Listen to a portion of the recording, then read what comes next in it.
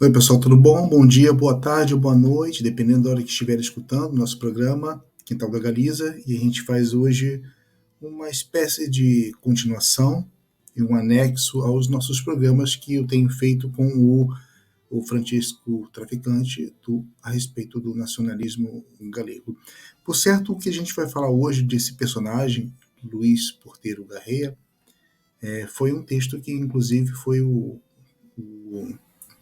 o próprio Francisco que enviou-me.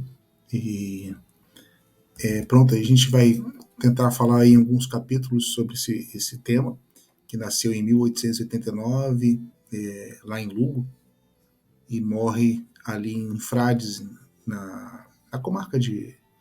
Aquela parte ali na comarca de Ordes, né? Ele vai morrer em 1918. O nome do texto é Luís Porteiro Garreia, o ideólogo do nacionalismo irmandinho. Né?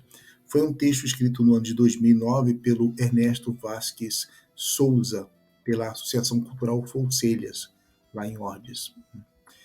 Assim, a gente começa já. Eu peguei aqui uma frase que ele disse no seu tempo, né? Que fala justamente dessa questão da valorização da própria língua como identidade nacional.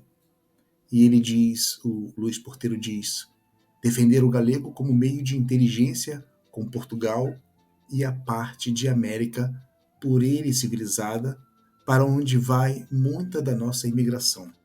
Uma importante consideração de que a nossa língua estava muito comunicada, não só com Portugal, mas também na América, que supostamente seria o Brasil, onde está enterrado esse personagem, na Ponte Carreira, no cemitério paroquial de Gafói, onde lá está enterrado, entre outros familiares, um homem que deixou uma forte pegada na Galiza no seu tempo. No Campo Santo ocupa um lugar discreto. A legenda da sua lápide apenas recorda os seus cargos na Câmara Municipal de Compostela e na Universidade. Mas esse homem, que descansa nas terras de Frades, foi o principal líder do nacionalismo galego das Irmandades da Fala. O responsável do seu passo adiante, assumindo a luta política além da cultural. E só a sua prematura morte, ironicamente pela gripe espanhola, terminou com a sua fulgurante carreira em defesa da liberdade da Galiza, que esse jovem iniciara. Era uma coisa muito comum dos autores na época escreverem em castelhano, e também a gente tem um problema ainda da gramatização, de uma própria questão de ter ou não ter uma ortografia própria, enfim. E eu não vou citar nada em castelhano porque realmente eu não gosto muito desses recortes em castelhano, porque é costume dos galegos fazerem muito isso nos seus títulos, nos seus livros, por serem talvez uma nação que seja obrigada a falar em duas línguas. E eu acho que, pronto, mesmo sendo um texto em outra língua, ele tem que ser traduzido na nossa língua. O Luís Porteiro Garria, ele escreve que começamos por constituir colônias espirituais que só pretendiam demonstrar, como já dizia o senhor Pena Novo, que não nos envergonhássemos do galego. Mas, ao estudar acerca da linguagem e fazermos cargos dos ultrajes que se faziam, vimos como uma raça que, para chorar e para cantar, usava um idioma próprio. Se via obrigado a empregar um mau castelhano para rezar. Pronto, a gente continua então nesse texto, né? Que diz que um dos vultos mais importantes, impressionantes e importunantes entre os pais do movimento nacional e como neofalante que ele era, que constituíram por volta de 1916 as Irmandades da Fala. É sem dúvida o luguês Luís Porteiro Garreia. Com Pena Novo e Viqueira, forma uma trinca política de avançada, estratégica, linguística e socialmente muito por cima por exemplo, de Vicente Risco ou de Vilar Ponte, Castelão e mesmo do Bóveda, anterior a 1933. Ele era um ativista, brilhante líder estudantil, primeiro conselheiro nacionalista de Compostela entre 1916 e 1918. Professor de Direito Administrativo, jornalista, orador, autor de uma tese intitulada O Sistema Parlamentar na Espanha e as suas relações com o caciquismo. Um progressista, defensor de direitos civis das mulheres, pioneiro em usar o galego em público, protagonista da primeira campanha eleitoral em que se apresentou um grupo nacionalista galego em 1918. Ele foi defensor da Federação Ibérica e da unidade da Galiza com Portugal e um dos, vamos dizer assim, máximos impulsores do contato com a Catalunha política e definidor da passagem do cultural ao político do galeguismo das Irmandades. E pronto, como é que se dá a entrada do uso do galego na universidade? Na primeira década do século XX, Porteiro é um dos primeiros ativistas estudantis, juntamente com outras pessoas, como Santiago Carro, Nicanor Crespo, Fernandes Mato, Jaime Quintanilha, Fulcinhos e até mesmo o próprio Castelão. Ali também tinha algumas pessoas que os impulsionaram, que os orientaram, que foi o Salvador Cabeça de Leão e Armando Cotarello Valedor, né? E nesse momento eles tomam uma consciência da necessidade de galeguizar a universidade. O Porteiro ele foi um dos principais líderes do conflito gerado, num conflito que acontece pela negativa do reitorado e ministério a proposta que foi feita por Gumercindo Busto para constituir a Biblioteca América no ano de 1909. Um momento em que os estudantes, pelo apelo do Gumercindo Busto, né, vão conseguir dobrar a vontade do claustro e vão iniciar uma tradição de ativismo estudantil que vai continuar, né, e vai, né, tecendo essa sociedade política galega. Um ano depois, né, 1910 até 1911, o Porteiro ele vai participar abertamente de uma associação estudantil chamada Jovem Galiza na mobilização anticaciquil e agrária. A Associação Jovem Galícia destacara-se por seu posicionamento de reivindicação da Cátedra de Língua e Literatura Galaico-Portuguesa que o Ministério pretendia instalar não em Compostela, mas em Madrid. A campanha que foi iniciada no fim de 1910 pelo professorado seguiu-se com uma reivindicação estudantil organizada com destacado protagonismo de Ramon Fernandes Mato, que teve ampla repercussão. Ele promoveram comícios, encontros, artigos, opções na consciência galeguista dos novos, dos moços universitários. Ele avança para um doutoramento, um doutorado em Madrid, mas ele acaba renunciando a essa carreira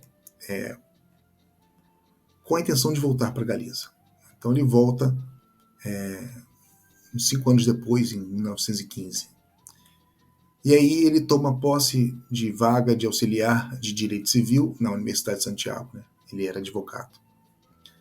E aí ele alcança o cargo de secretário da faculdade, depois temporariamente ele vai ser secretário-geral da universidade. Ele acaba sendo um pedagogo dinâmico e moderno, muito apressado com os alunos. Né? E como docente, ele inaugurou uma palestra, isso que é interessante, ele vai inaugurar uma palestra em galego em setembro de 1915, que a palestra chama-se A Transformação do Direito Civil pela Grande Guerra.